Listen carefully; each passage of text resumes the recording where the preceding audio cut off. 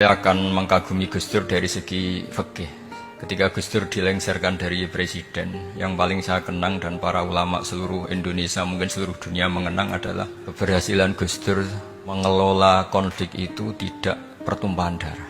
Karena kalau dijadikan ajang pertempuran antara dua kekuatan, maka bangsa kita akan menjadi korban.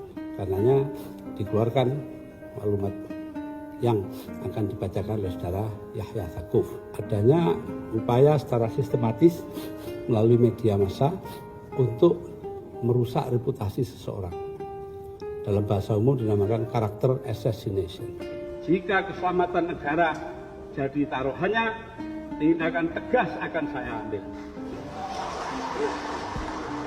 Tidak peduli siapapun.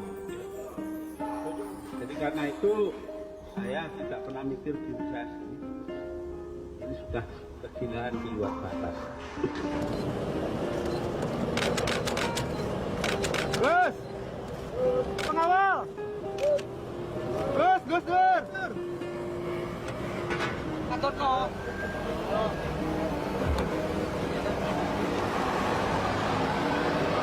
Satu prestasi yang insya Allah jadi amal beliau, semoga mendapat ridhonya Allah Subhanahu wa Ta'ala.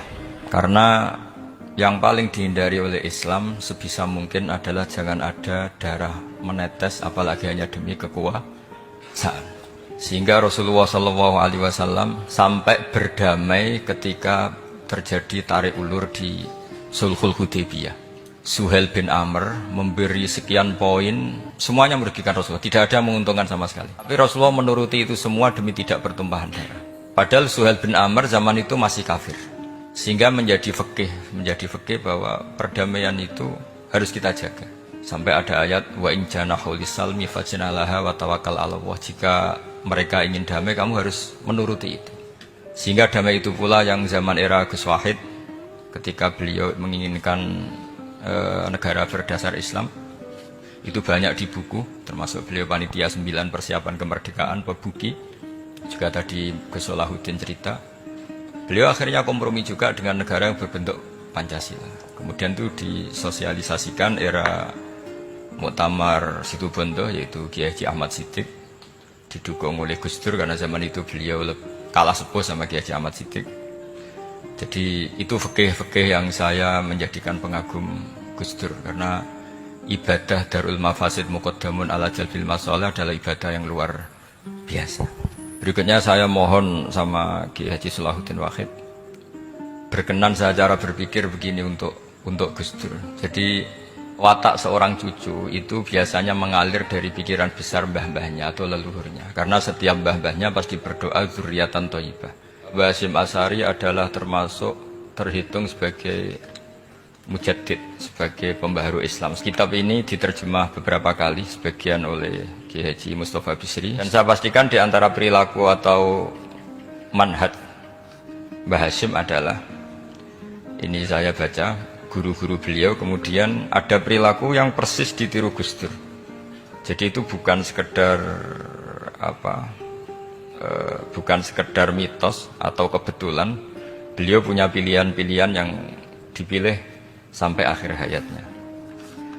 Di sini ada cerita proses Mbah Hasyim ngaji, kemudian pernah ada seorang Jerman mau belajar Islam sama Mbah Hasyim, kemudian ditemui beliau dengan sangat hangat. Ketika sudah mengenal Islam secara detail, ya saya ulang lagi, ketika sudah mengenal Islam secara detail, beliau ngendikan, kamu jangan tergesa-gesa, kata beliau. Kamu harus menerima Islam ini secara al-bayyinah, secara argumentatif, secara logika yang benar, jangan karena terpaksa. Itu pula yang akhirnya Mbah Hasyim mendorong khurriyatul fikri. Orang itu harus merdeka dalam berpikir. Itu pula yang mengilhami Rasulullah SAW ketika Sulhul Hudaybiyah.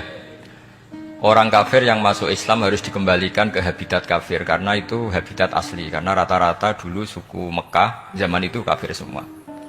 Tapi yang orang Islam masuk kafir harus dibiarkan karena dianggap kembali ke habitat. Tentu semua perjanjian itu merugikan Rasulullah SAW. Tapi yang unik, Rasulullah itu menerima itu semua. Kata Rasulullah, sudah perjanjian itu kita terima saja. Akhirnya perjanjian itu diterima. Kemudian tapi Nabi hanya minta satu hal. Orang kafir Quraisy tidak boleh melarang orang diskusi Islam.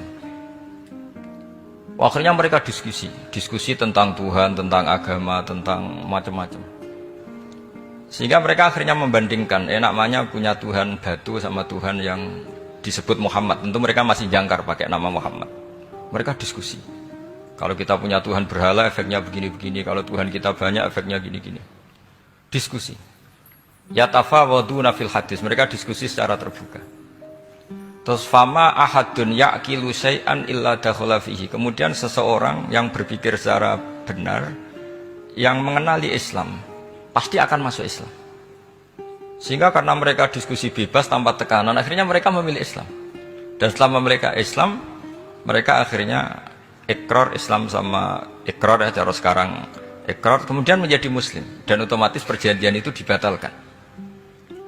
Makanya kata Imam Zuhri, guru Imam Malik, maka nafathun a'zuma fil Islam min sulhul Hudaybiyah. Enggak ada kemenangan Islam sehebat kemenangan dalam Hudaybiyah, yaitu orang berbebas berpikir. Kemudian kebebasan berpikir ini pasti mengarah ke mengaku yang benar, menanggalkan yang salah. Tentu orang dulu mendewa-dewakan Lata Uzza, pokoknya menuhankan makhluk, menjadi sadar bahwa itu aneh. Kenapa kita harus sembah batu yang dipahat? Kenapa kita harus menyembah makhluk dan sebagainya? Dan akhirnya mereka Islam. Tapi dulu kalau suasana perang itu keinginan orang hanya ingin menang kalah. Jadi yang kafir itu hanya ingin menang. Pokoknya jangan sampai kalah. Nggak pernah berpikir Islam itu apa. Di mana-mana perang itu ya pikirannya menang kalah. Tapi setelah nggak ada perang, meskipun segala perjanjiannya merugikan Islam, orang akan berpikir secara objektif. Makanya fama ahadun ya'kilu syai'an illa dakhala fihi. Tidak ada seseorang yang berpikir tentang Islam kecuali akhirnya masuk Islam.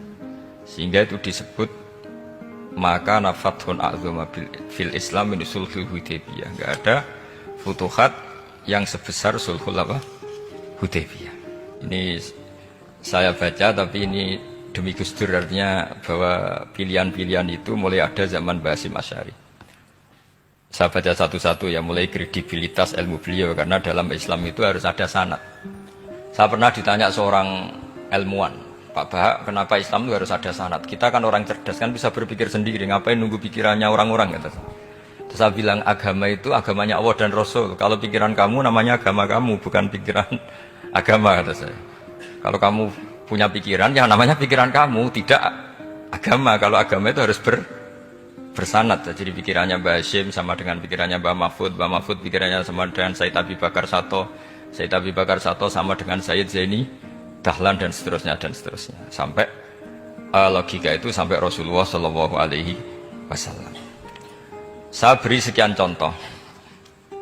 Pikiran yang kita ciptakan bisa salah, misalnya begini. Dulu misalnya Nabi pernah bersabda, al-qatil wal maqtul finnar, pembunuh yang dibunuh sama-sama neraka. Jadi idal takol muslimani bisayfihima fal qatil wal maqtul finnar. Jika dua orang muslim bertemu sama-sama bawa pedang, maka yang bunuh maupun yang dibunuh itu sama-sama masuk neraka. Makanya kita harus syukur sekali Indonesia itu paling menghindari membunuh, karena kalau sesama muslim membunuh itu ancamannya berat, sama-sama masuk neraka. Bukan sekedar diboyong dari pondok Tebu Ireng, itu neraka. Kalau dibayang pondok gampang, nanti mondok lain gampang. Terus logika sahabat begini, hadza al-qatil fama balul maqtul. Oke ya Rasulullah, kalau al-qatil masuk neraka namanya pembunuh, oke kita terima. Tapi fama balul maqtul, lalu dosanya yang terbunuh itu apa? Wong dia korban kok dia dibunuh. Apa jawabannya Rasulullah sallallahu alaihi wasallam? Jawabannya innahu kana harison ala qatli sahibi. Sebetulnya dia juga mentalnya pembunuh, cuma nasibnya terbunuh. Jadi seperti misalnya sampean hasut saya, itu nggak perlu disakeni. Sebenarnya sampean yang inginnya ya menggusur saya, cuma nasibnya tergusur gitu. Makanya kalau ada orang rebutan pacar kok kalah itu udah usah disakeni. Sebenarnya mentalnya dia perebut gitu. Cuma nasibnya kalah gitu. Jadi apa ya? Ya tadi. Ya ini penting ya, penting sekali. Jadi sebetulnya ketika duel itu semuanya